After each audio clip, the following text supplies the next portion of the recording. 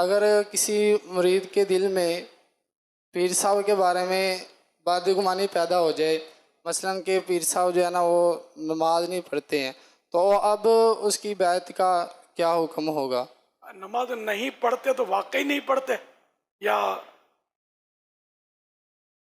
वैसे ही बदगुमानी हुई? वैसे बदगुमानी होगी। वैसे यूँ पढ़ते हैं पीर साहब नमाज, यानी कि उसे किसी दूसरे मुरीद ने कहा होगा कि ऐसे मुझे महसूस हुआ है, तो अब वो क्या नहीं इसको उसे मतलब खुद? अगर पीर साहब जामे शराइत हैं, जी जो 4 शर्तें हैं पीर साहब की, अगर वो वैसे हैं और अब खामा का इसका वहम आता है कि पता नहीं पढ़ते हैं शायद नहीं पढ़ते, ये तो ज़ाहिर बहुत ख़तरनाक है। तो किसी मुसलमान के बारे में भी इस तरह की बदगुमानी की इजाज़त नहीं है, कह जाए कि पीर साहब, जी।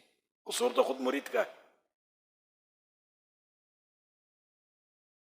बैत तो उसकी 100% जायज़ है, जैसा मैंने अर्ज किया उसके मुताबिक जामे शराइत हो, खामा का वहम की वजह से कि नमाज पढ़ता है कि नहीं पढ़ता है, जरा तो बैत तोड़नी नहीं चाहिए। अलबत्ता अगर पीर की गुस्ताखी करेगा तो खुद बैत टूट जाएगी इसकी अपनी मुरीद की।